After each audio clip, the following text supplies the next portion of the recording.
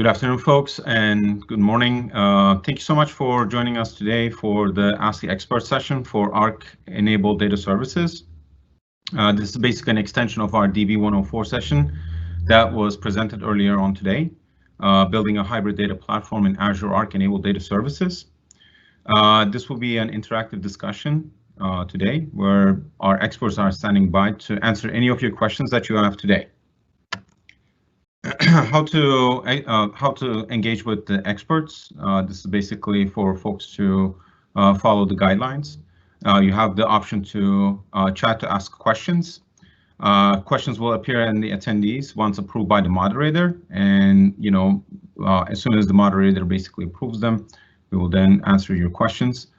Upvote for your favorite questions using the thumbs up. Experts will answer questions verbally and over chat determined by the moderator. Experts will provide resources once the session concludes to learn more. The ethic is basically the session may be recorded. We do record sessions today. Help our moderators do not spam or post inappropriate comments in the chat. And please follow our Microsoft Code of Conduct as well. This is the Code of Conduct for folks to follow. And today in the panel, we have Travis Wright.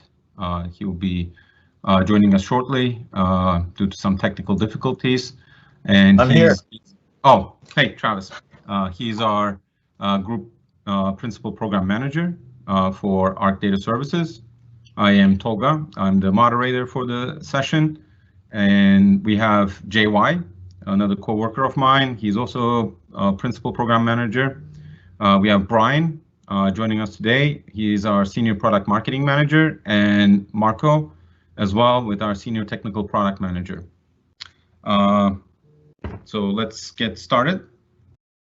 So Travis, do you want to take over at this point since you're on?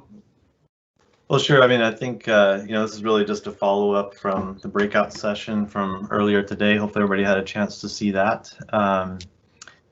We can go through the slides again if people are interested in kind of stepping through it, or we can just open up the floor for questions. I think we probably should just go for questions and see what people have to ask and then go from there. Sure.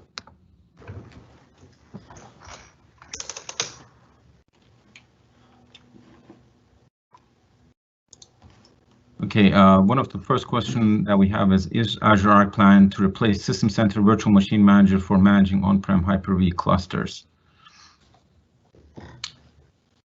Will Azure Arc work with servers not connected to my office, to my network? So let's just pick some of these questions off the top here and just start taking them. So we'll work off the published queue.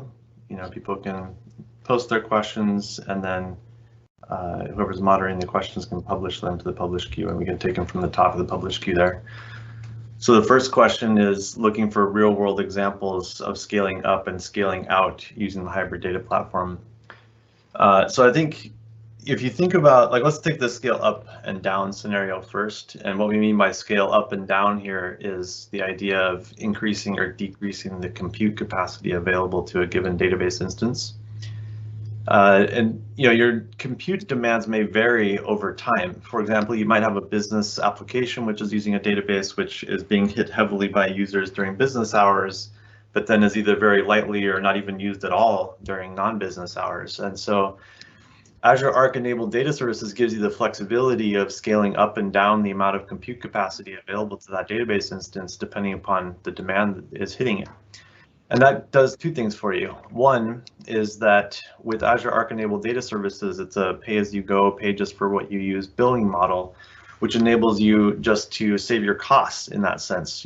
There's no sense in buying licenses for 24 cores if you only need 24 cores for 8 hours of the day, right? So the idea is you could pay for those 24-hour cores during the 8 hours that you need it during the day, and then scale it down to just maybe 2 cores overnight when it's not really being used that much.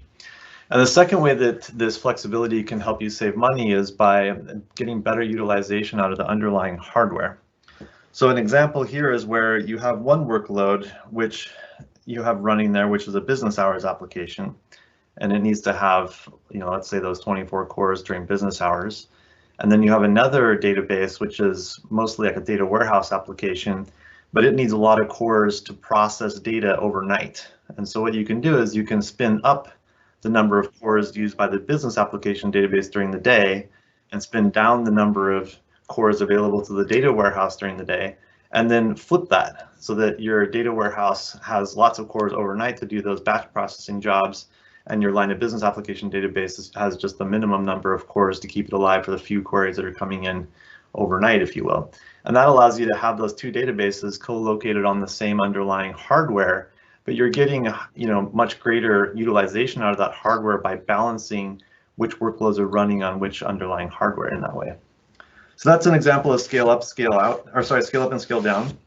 In terms of scale out, this is an example of something like PostgreSQL Hyperscale, which allows you to take different database tables and provide partition keys to them and then distribute partitions of those data across multiple physical nodes, such that when you go and you execute a query against those tables that are distributed like that, the compute of those queries gets distributed across multiple physical nodes. So that increases your overall compute capacity that's available to execute those queries. And that's really useful in big analytics queries and those types of queries. And then again, you want to sort of save costs, right? So you can scale that out temporarily when that database requires it, and then scale it back down and redistribute the data either out or back in, depending upon what your compute needs are over time, and pay just for what you use and get that maximum utilization out of your underlying hardware. Okay, so hopefully that answers that question. Let's take the next one down, which is Azure Arc planned to replace System Center Virtual Machine Manager for managing on-prem Hyper-V clusters? That's an interesting question. I think with Azure Arc, it's more of a management play in the sense of monitoring, pushing out updates, and policy, some things like that. System Center Virtual Machine Manager is, it's more of a virtualization fabric manager for provisioning and deprovisioning machines. Azure Arc doesn't do provisioning and deprovisioning of machines today. That is something that, with Azure Stack HCI now, I see Azure Stack HCI as being kind of a new offering from Microsoft that's aligned with Azure that does the virtual machine management and provisioning and deprovisioning on any certified hardware. So I think if you're looking for something to, use to replace System Center Virtual Machine Manager, Azure Stack HCI is probably the better thing to look at there. And with Azure Arc, you can hook up Azure Stack HCI to Azure so that you can manage your Azure Stack HCI environments from Azure. Hopefully that provides a little bit of clarification there. Okay, this service was announced today as well, right? Right. Well, Azure Stack HCI was announced in July at the Inspire conference. The new thing that was announced today related to that is the Azure Kubernetes service being available on Azure Stack HCI. All right, so I'm just going down from the top here. Any of the other moderators that want to add anything to this, just feel free to jump right in.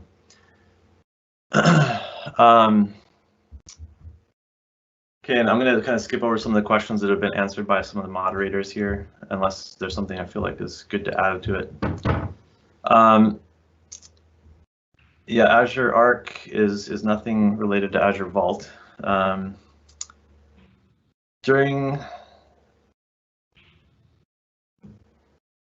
Yeah, so let me just add on to the HA question here, the response was provided there.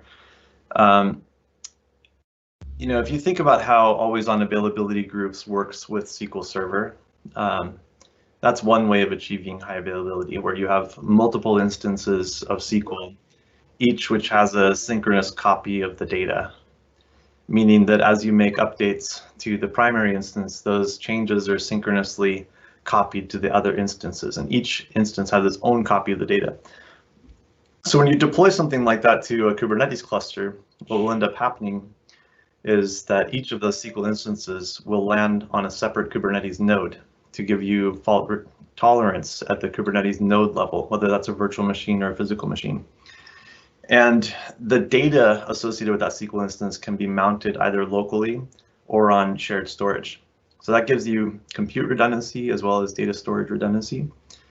And then if you lose one of those Kubernetes nodes or you lose one of those SQL instances, that's okay, because there's a load balancer sitting in front of those SQL instances that will route the traffic to the correct SQL instance. And if you lose one, that's fine. Just the incoming traffic will reconnect and it will go to one of the other available SQL instances that has a complete copy of the data and continue on. And the Azure Arc enabled data services data controller will orchestrate the provisioning of a replacement SQL instance, rehydrate all the data to it, and rejoin it to that always on availability group cluster so that you continue to maintain those at least 3, if not more, instances of SQL that all have a synchronous copy of the data. So you can kind of think about it as a marriage between always on availability groups and Kubernetes, where always on availability groups is taking care of all the data replication and that sort of thing. And then Kubernetes is taking care of the provisioning of SQL instances in the event of a failure, updating the routing information at the load balancer level to point to the right SQL instances for primary and secondary connections and so on. So that's kind of how things work in that sort of more advanced high availability scenario. The current high availability scenario that we have available in preview right now is totally dependent upon Kubernetes to orchestrate things. So in that sense, you have a single SQL instance that's deployed.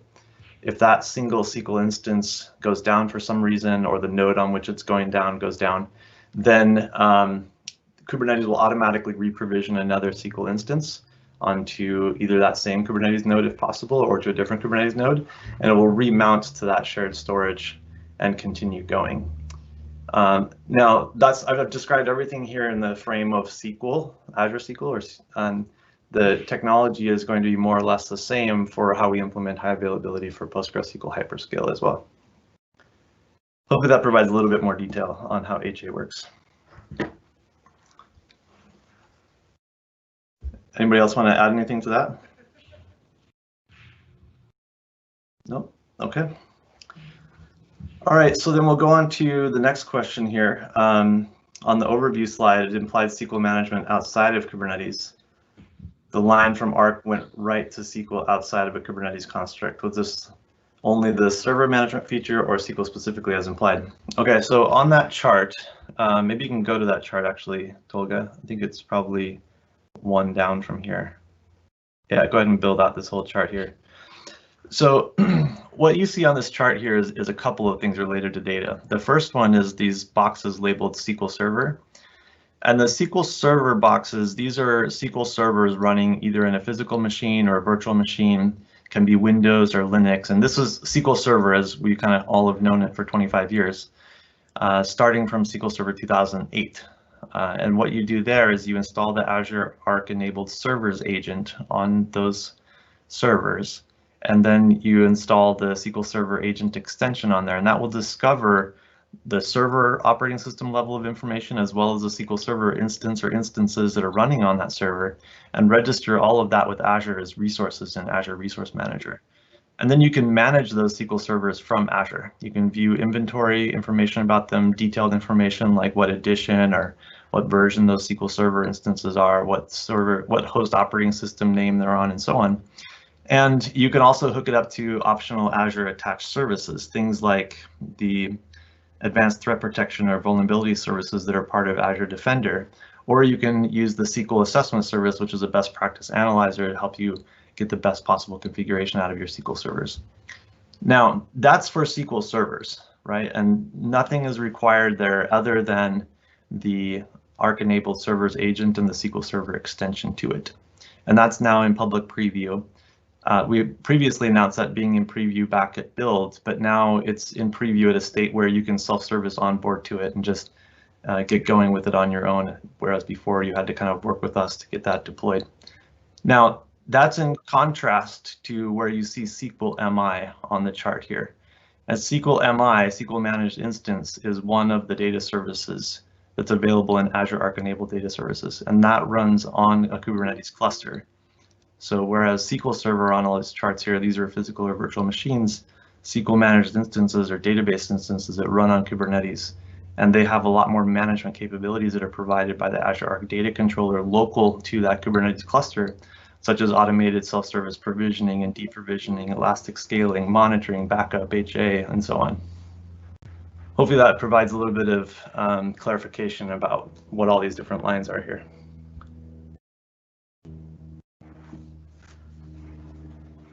Okay, then let me take the Kubernetes architectural choice here. You know, Kubernetes is interesting as a technology dependency here because it enables the abstraction of the underlying hardware as well as the underlying virtualization stack.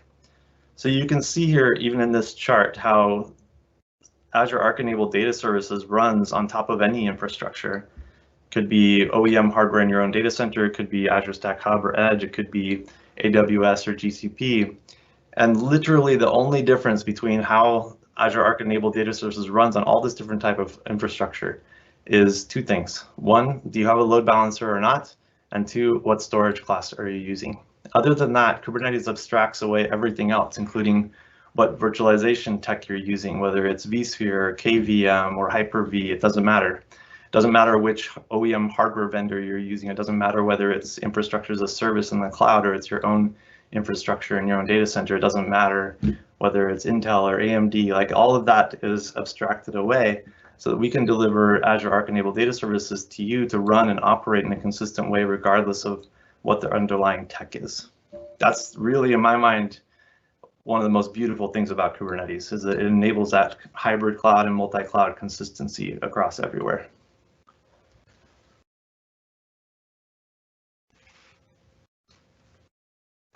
Okay.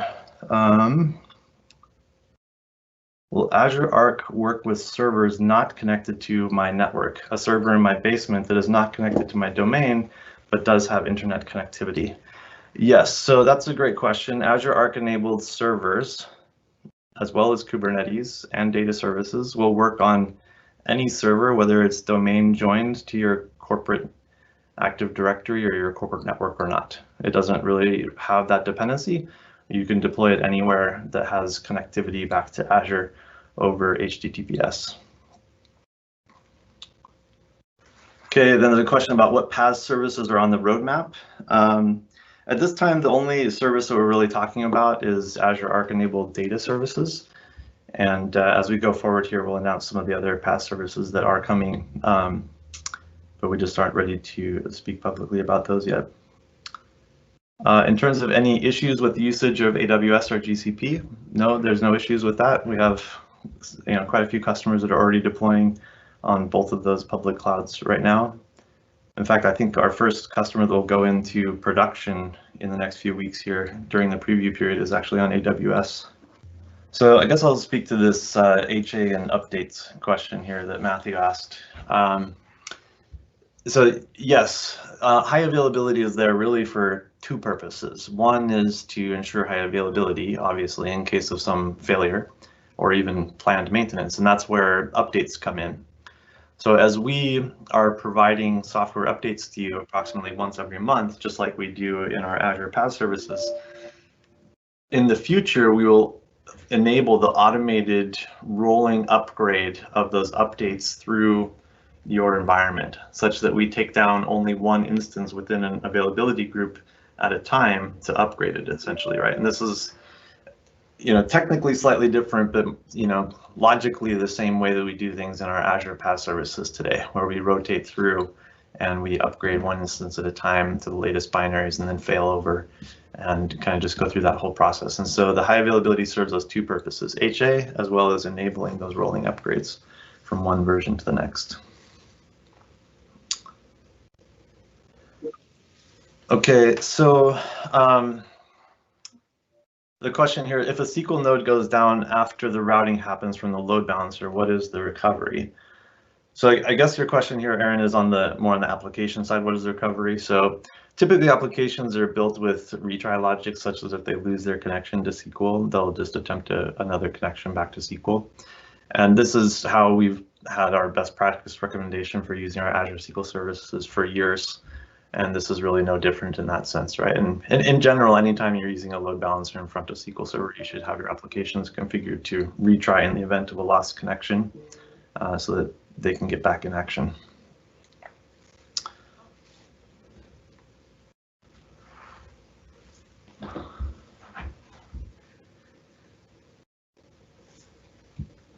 Patrick, your question here about what kind of logic can you put into best venue execution based on price, performance, availability?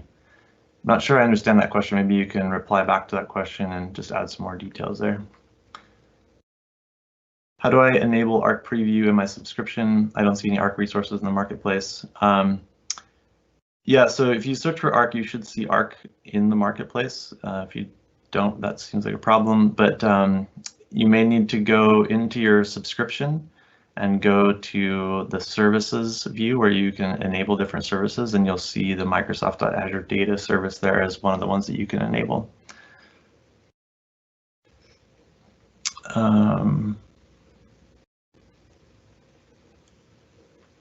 Does Azure Arc plan on providing a solution such as Azure Stack HCI on commodity hardware for low-cost edge devices similar to the Azure Stack Edge, but for a limited service at storage containers? So at least in the data space here, the thing that we would recommend for sort of low-cost edge devices is Azure SQL Edge, which just went into general availability today at Ignite.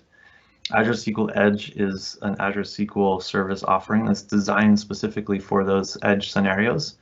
It has an extremely small footprint in terms of memory and CPU utilization, yet delivers almost all of the same capabilities of sort of a grown-up SQL server, if you will, including encryption, and we've also built in time series capabilities into Azure SQL Edge.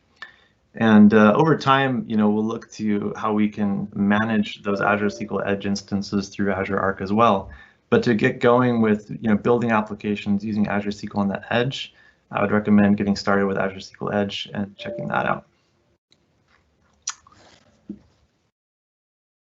Okay, so yeah, so Ismail, on the connectivity requirements, there's kind of two broad categories of connectivity here. On the one hand, you have the Azure Arc enabled servers, Azure Arc enabled Kubernetes, Azure Arc enabled SQL servers. Those all use Azure as the control plane, and so they require a connection back to Azure. That connection can be unavailable intermittently. That's fine. It'll just continue to run and it'll continue to retry to connect to Azure. But all of the brains, if you will, are in Azure, and so it requires that connection back to Azure. Azure Arc enabled data services is a little different though, because we understand that our customers have a need to have those management capabilities local to their data in the event of a loss of connectivity to Azure. You can't have the brains for your data management up in Azure. You have to have them locally. And so for Azure Arc enabled data services, we offer two modes of connectivity back to Azure. The first is what we call the indirect connected mode, and that's what's available in preview today. And what indirect connected mode means is that everything is running locally inside of your environment. Everything is managed by what we call the data controller. It provides for the self-service provisioning and deprovisioning, elastic scalability, monitoring, backup, restore, and HA, and so on. And all of that works locally, whether you are connected to Azure or not, right? And then in the indirectly connected mode, you periodically export out a file which contains inventory information and billing telemetry information. You upload that to Azure so that it becomes available up in Azure. And then you can see it in the Azure portal. You can view your costs in Azure Cost Management and so on. But you don't have to be connected to Azure. All you have to do is be able to transfer that file to Azure in some way. The other connectivity mode is what we call the direct connectivity mode. And that is what will be coming into preview here in the future. With direct connectivity mode, you gain some additional benefits. The first is that you can leverage Azure for things like Azure Active Directory for authentication. You can leverage Azure for role-based access control. You can immediately have your monitoring metrics and logs be sent to Azure Monitor and Azure Log Analytics. You can immediately have all of your billing telemetry sent to Azure so that you can see a more real-time view of your billing information in Azure Cost Management. And you can also take advantage, and this is a really important one, is where in the indirectly connected mode, you can view things in the Azure portal, but it's read-only effectively. You can only see what's happening in your environment. You can't provision from Azure. You can't make changes from Azure. With the directly connected mode, there you can use the Azure portal, Azure CLI, Azure ARM APIs from anywhere in the world and manage your environment wherever it might be through that directly connected mode. So you can do provisioning from the Azure portal, for example. Now, just to be clear on that, like the directly connected mode is not yet available in preview. That'll come here in the next few months. So it's only the indirectly connected mode at the moment. And JY provided a link to a document that goes into a lot of details on all this, and I definitely recommend people checking that out if you have questions about the connectivity. Okay, so I just want to address this cost question. From a cost perspective, why would someone use AWS infrastructure to run Azure Arc data services? The way to kind of think about this is that Azure Arc data services, they are Azure data services, and whether you choose to use those data services on Azure infrastructure, on your own infrastructure, or on AWS infrastructure, the cost of those data services is essentially the same. Now, what infrastructure you choose to run it on is a different component of the price. If you choose to run them on Azure, in our Azure Data PaaS services, the infrastructure price is included in the price of the data services. But you can take those data services, pay the price just for the data services, and run it on some other infrastructure. So think about like our Azure data services in Azure, they are a multi-component price. There's the data service price and there's the infrastructure price. They're bundled together when you consume them in a PaaS service in Azure, but conceptually you could separate those out and have a price just for the data services, and the data services can then run on any infrastructure you choose. So that gives you the flexibility of running data services on any infrastructure, wherever it makes the most sense to you from a technical requirements point of view, security, regulation compliance, or from a cost point of view. So if you feel like you can get a better price for your infrastructure on premises in your own data center because you already have existing infrastructure you purchased, or you feel like AWS offers you a better price for infrastructure as a service, that's completely up to you. You can now have a greater choice in terms of which infrastructure you want to host on. Okay, I'll just keep going here then. Hopefully this is useful. Nobody's dropped off yet, so. Okay. Any plans to do IoT with Arc, storage accounts, Synapse, AI, time series, ADX? We're definitely looking at what other services we would make available through this Arc pattern, this Arc-enabled pattern.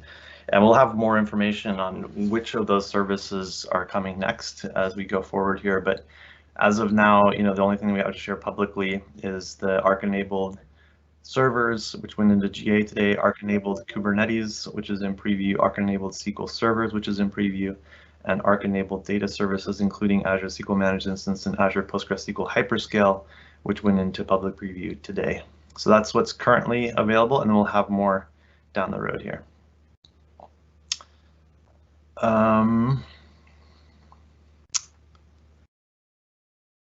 Okay, on this question about the horizontal scaling differences between Azure SQL MI and Azure PostgreSQL Hyperscale, this is actually a very interesting difference. Azure SQL Managed Instance for scale out will leverage the always-on availability group technology for readable secondaries. So what that means is that each SQL instance will have a full copy of the data. So in that sense, you can have a single primary and multiple secondaries. And so you get read scale out, meaning that your readable secondaries could be used for read type workloads. Like maybe you take a backup off of your readable secondary so you don't hit your primary with the backups. Maybe you have reporting workloads which run off the reads, right? So, so it's a more of a read scale out approach. Now, and the key difference is that Azure SQL Managed Instance has full copies of the data that are replicated across each of these instances. Now, Hyperscale, what it does is it takes a given table or multiple tables, and you provide a shard key on those tables, and it distributes the data within those tables across multiple Postgres instances within the server group. And each of those instances then has a shard of that entire data set. And that's how you get scale out for both reads and writes using PostgreSQL Hyperscale. So sharded versus replicated technology differences there. Thanks, Travis. I think we're going to close it out here. So Tolga, do you mind switching to the last slide there? Okay, thanks everybody for joining. Now that we're in public preview, you don't require any special onboarding or access or anything like that. Just feel free to go to the link there at aka.ms/Azure Arc Data to get going on learning more about Azure Arc Data Services and give the data services as well as the Azure Arc enabled SQL Server preview a try. Thanks for joining.